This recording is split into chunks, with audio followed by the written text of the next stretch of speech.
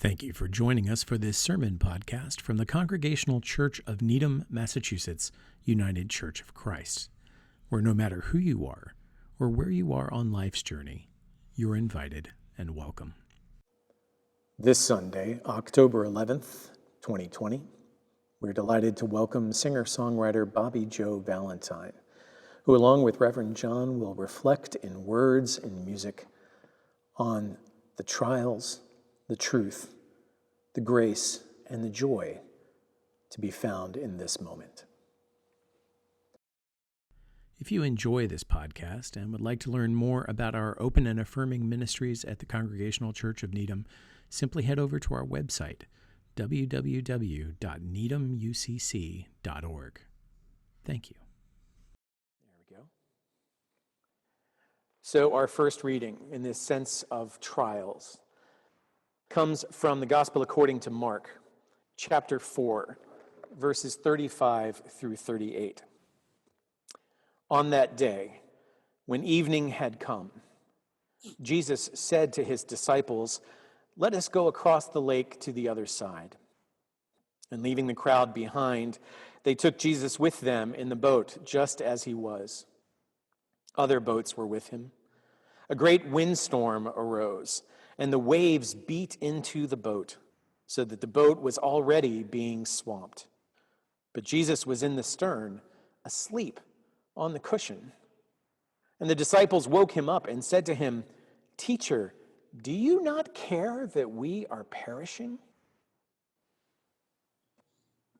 This song is a song about storms, and this in this particular time of our life, I know it can feel really stormy. And one good thing that I'm reminded of, and a thing that Jesus knew, is that the storm was going to pass by. And so this song is called Temporary Weather, and it's just about trusting that the storm is going to pass by.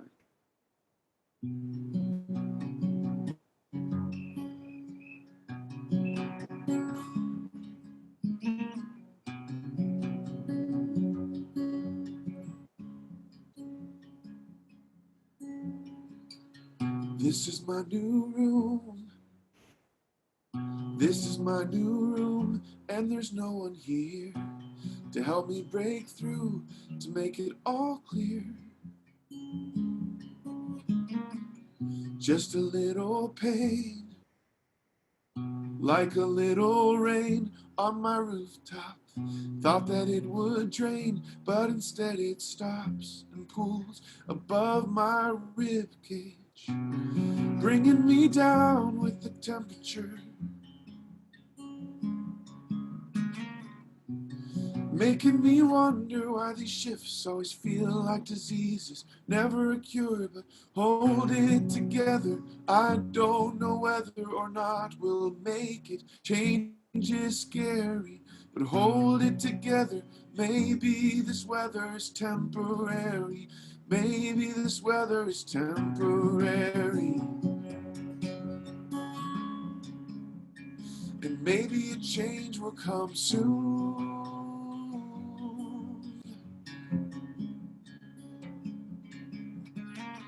So this is my new plan.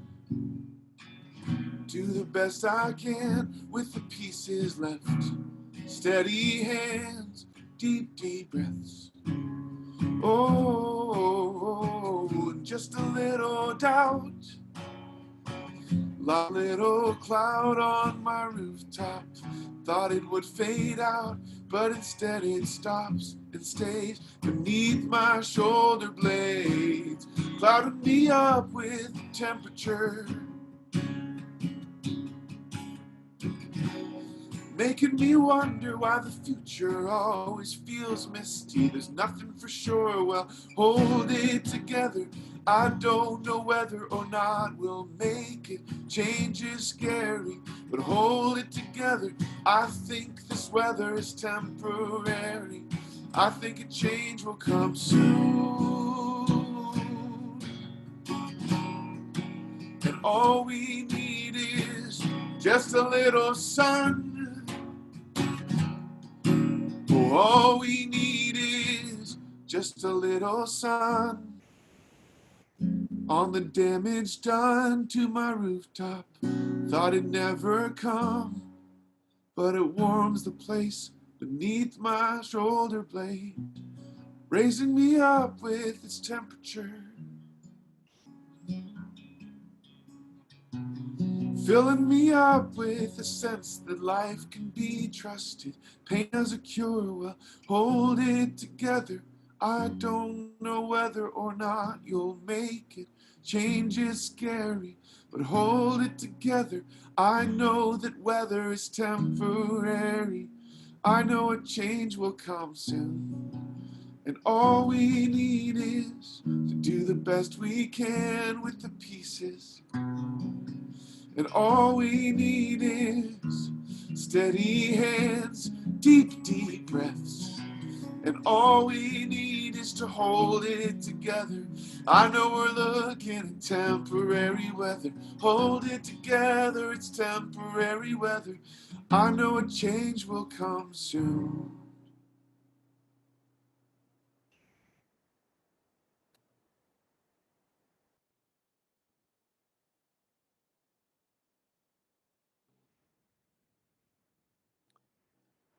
I'm reminded, Bobby, of a phrase that I grew up with in Texas, where, like everything else, weather is bigger in many ways.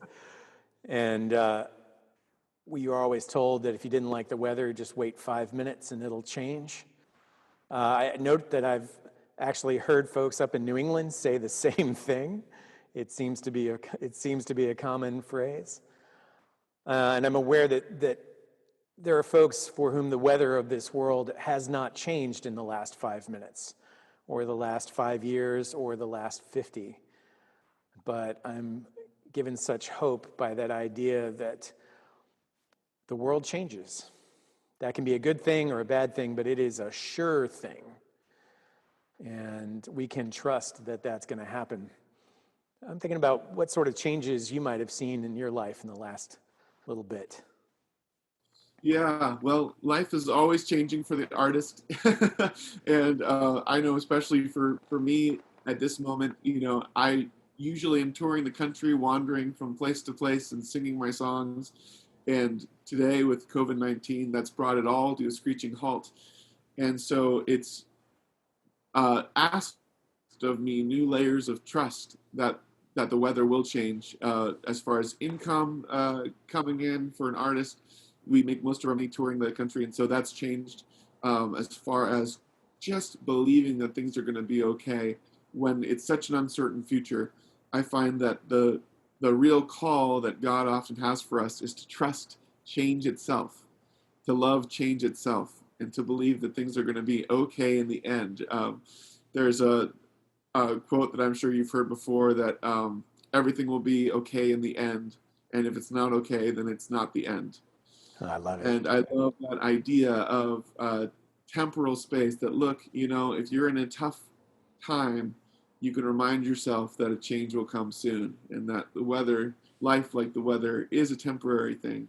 And good things will come right around the edge of the bad things. My singer-songwriter friend says it gets bad, but it gets better. Absolutely. And I'm reminded, as you say that, it's one thing to believe that for ourselves. It's another thing to tell someone that it's all going to be better, that it's all going to be fine. And because sometimes that can be hurtful, and it can be discounting of someone's experience of struggle. And I'm reminded that the very best pastoral caregivers, and including, of course, Jesus, they mainly modeled that by being there and being present with folks who are going through things. Jesus was right there in the back of the boat with the disciples. And he was there with his disciples all the way to the end. Our next scripture comes from very near the end of the Gospel of John, as Jesus was preparing for what seemed to be the inevitable consequences of his preaching the truth of God's grace and love. He knew that the authorities would rise up and seize him and perhaps even put him to death. But even in that moment, he took time of his own struggle. He took time to turn aside and sit at table with his disciples and try to offer them some comfort and support for their experience of his death. And so he said, "Do not let your hearts be troubled. You trust in God, trust also in me. My Father's house has many rooms. If that were not so, would I have told you that I'm going there to prepare a place for you? And if I go and prepare a place for you, I will come back, and I will take you to be with me, that you also may be where I am. You know the way to the place where I am going. I will not leave you as orphans. I will come to you. Before long, the world will not see me anymore, but you will see me. Because I live, you also will live. On that day, you will realize that I am in my heavenly Father, and you are in me, and I am in you. I am in God, and you are in me, and I am in you, and we are together."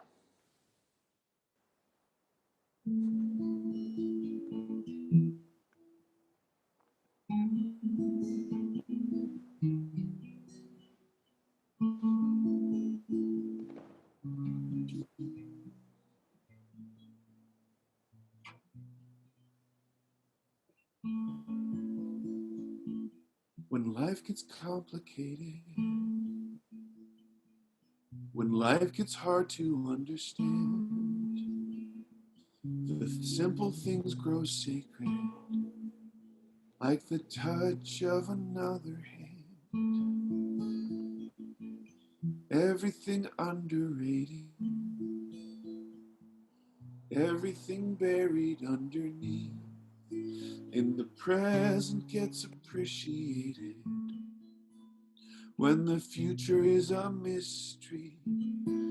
So I'm not bringing any answers, and I'm not sure if there's a lesson, but we can walk through this together and love each other through the question. And there may never be an answer on this side of the lesson, but I believe that love walks with us in the middle of the question.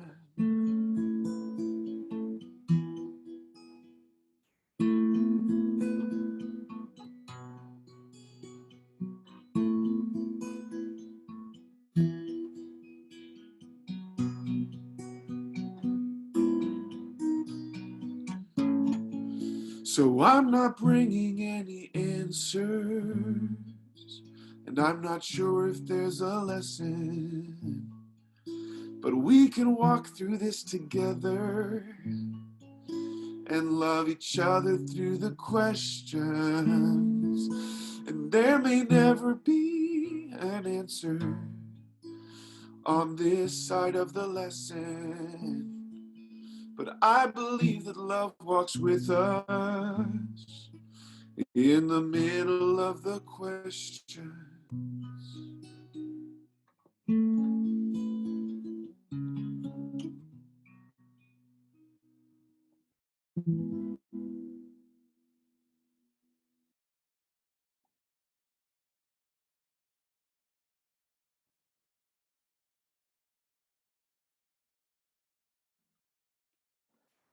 Bobby, I'm so grateful for the reminder that life is not a pop quiz with heaven or hell on the other side. That as trite as it may seem, it really is about the journey because it's about the relationship, how we are present one with another. I think, yeah, the greatest thing that we can give each other is each other. And I think that's one of the biggest lessons you learn in life. A lot of times we want to fix it. Someone has a problem and we want to be able to get in there and get our hands dirty and then come away with everything fixed. But sometimes life gives us unfixable problems, and sometimes life gives us unanswerable questions. And it's in those times that we really learn that the best thing we can give each other is each other. You know, as a pastor, I wouldn't know anything at all about that impulse to try and fix things, to make things better for people. That is a lifelong letting go, for sure. and to be able to embrace the question of embrace the grace of not knowing, that we don't know one another's lives, that we don't even know our own life that well, that we certainly have very little idea where life in general is going, but to know just simply what we know, that we're in this together. I love that line from Paul's letter to the Romans that says, and so we are members, individually we are members of the body of Christ and of one another, that our lives are woven together that much. What beautiful. Yeah, that's beautiful. And it's that kind of grace that we can let go, that we can, all those things that we think, so many of the things that we think are essential are not. So many of the things that we think are helpful are not. So many of the things that we aren't are. But that chance to let go of one way of being in the world and to try on another, to make a change. And so I'm thinking about this story from the Gospel according to Luke, one of Luke's most very famous parables, but just a bit from Luke 15, that when the prodigal child, who had spent all their inheritance chasing a dream of life that turned out to be a nightmare, came to their senses, they said, "How many of my father's hired hands have bread enough and to spare? But here I am dying of hunger. I will get up and go to my father, and I will say, 'Father, I have sinned against heaven and before you. I am no longer worthy to be called your child. Treat me like one of your hired hands.' So they set off and went to their father. And while they were still far off, their father saw them and was filled with compassion, and ran and put his arms around them and kissed them and said to his servants, 'Quickly, bring out a robe, the best one, and put it on them. Put a ring on their finger and sandals on their feet. And get the fatted calf and kill it, and let us eat and celebrate. For this child of mine was dead and is alive again. They were lost and are found.'" Oh man, that's so beautiful. I think about our invitation to trade in our rags for God's riches, and we have that invitation every single day. And this is a song I wrote called "Trading In." It's about that grace.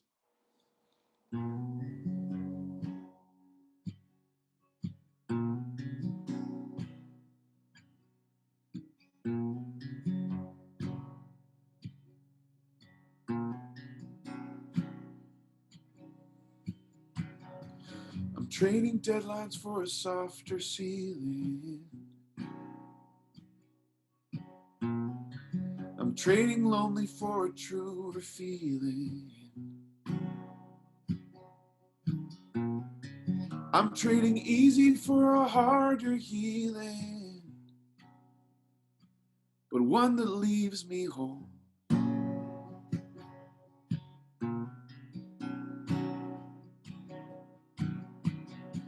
I'm trading running for a hand beside me.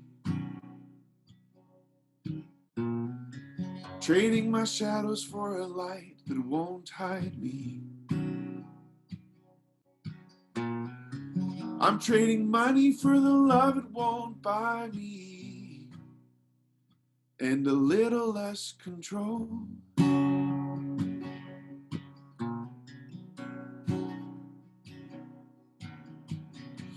And we pick up so much when we're living that we should never hold. We carry so much that we shouldn't own. But all that I need is what I've been given right inside this skin.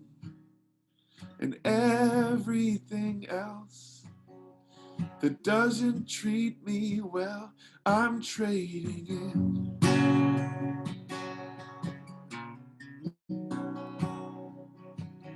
I'm trading in.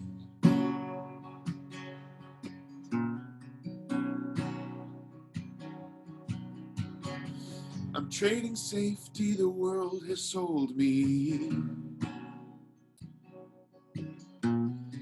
for something wilder and real and holy.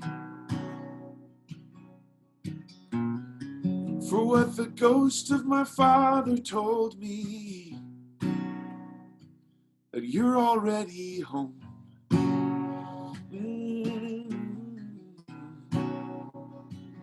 Anywhere you go. Ooh.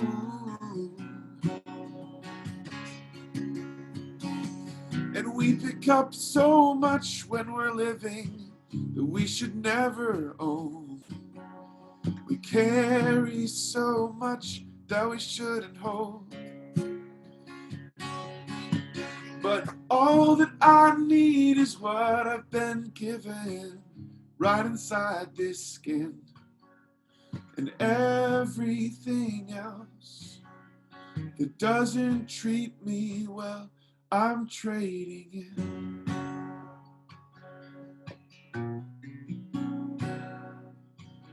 I'm trading it.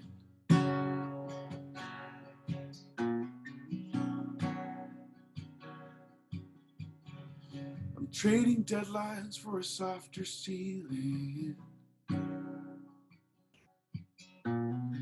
Trading my lonely for truer feeling. I'm trading easy for a harder healing, but one that leaves me whole.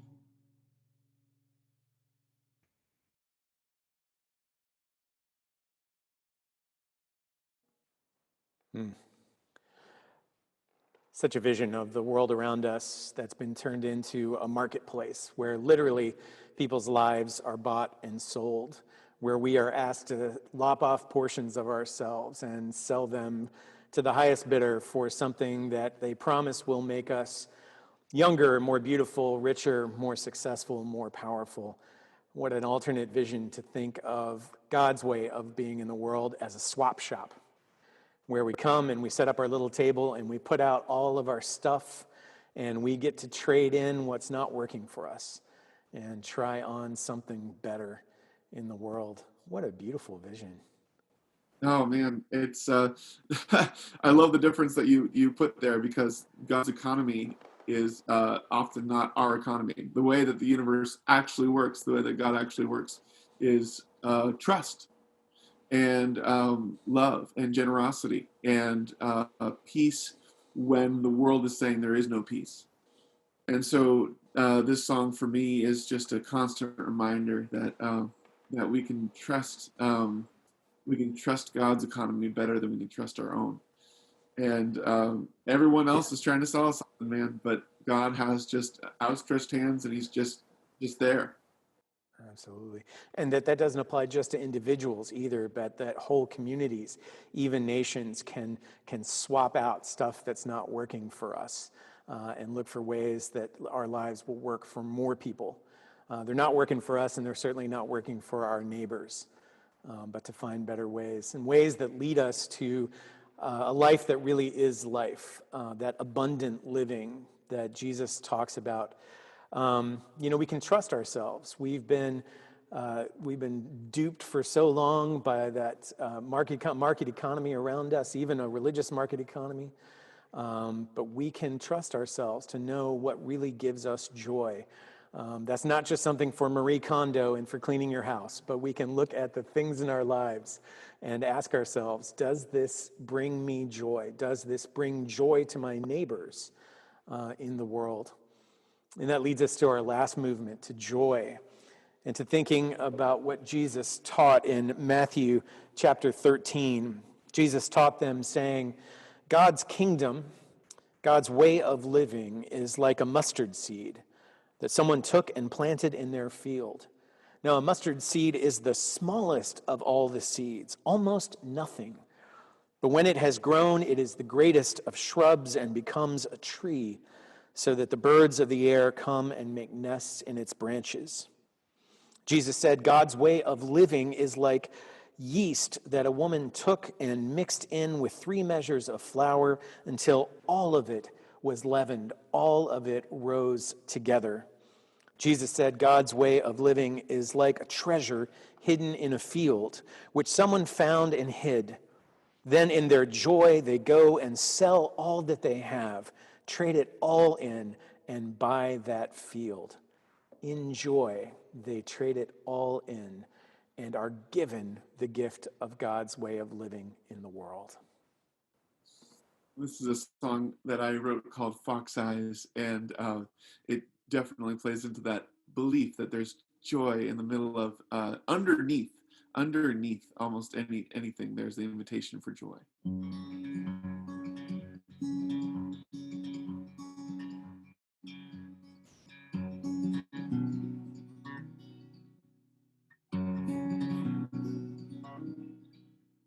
Rooster crows at dawn, hibernate instead. Deer eyes on the headlights up ahead. Mingle with the herd, circle round the sun. Hope that all the groundhog days are done.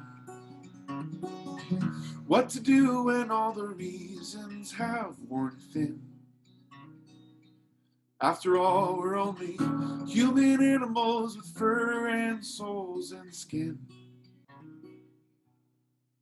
Well, keep your fox eyes focused on the beauty underneath, and keep your whale heart open. That is all you really need to love life. To love life. Teeth and sweat and blood and tears. Tell me what it's worth. Temporary paw prints on this earth. What's the reason not to stay inside the shell? After all, we're only human animals with limbs and souls and cells.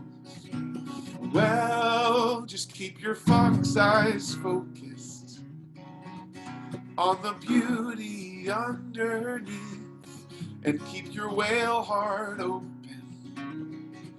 That is all you really need to love life. To love life. To love life. When they don't love you anymore. When your own story is the only left worth fighting for. When no one's opening the doors. When the wolf comes out at night and there's no one left inside, are we gonna be alright? Well, keep your fox eyes focused. There is beauty underneath, and keep your whale heart open. That is all you really need. Well, keep your fox eyes focused on the beauty underneath, and keep your whale heart open. That is all you really need to love life. To love life. To love life.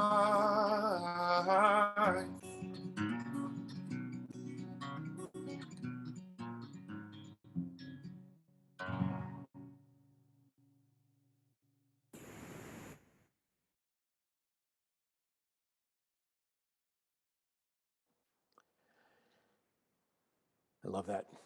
Fox eyes and a whale heart, sharp and deep. Thinking about what a seminary professor of mine used to say. He said, remember, Jesus calls us to be as wise as serpents and as peaceful as doves, not the other way around. That God calls us to have fox eyes and whale hearts as we embrace the world. And when we do, though we have all of those trials, though we come to understand hard and graceful truths, the deep joy that thrums underneath and inside of everything that God has, because God has put it there. That is part of the image of God that we bear. And so to close our time, in this portion of our time together this morning, I want to move from one great poet, from Bobby Joe, to another great poet, Mary Oliver. In one of her most famous poems called Wild Geese, She says, "You do not have to be good. You do not have to walk on your knees for 100 miles through the desert repenting. You only have to let the soft animal of your body love what it loves.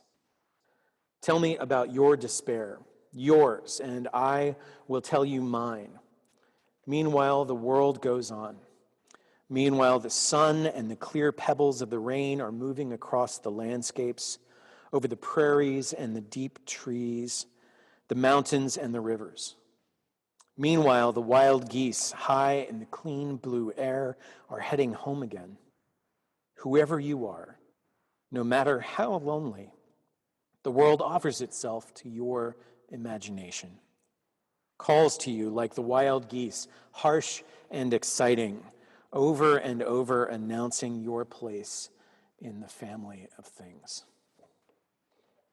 I'm so grateful for Mary Oliver, who announces to us over and over our place in the family of things, and to Bobby Joe, who with his music and his words give us the same good news, that we are made in the image of God indelibly, that we are loved by God, and we are freed to swap out what's not working for us and for our neighbors, to find new ways to love one another and ourselves, even our enemies.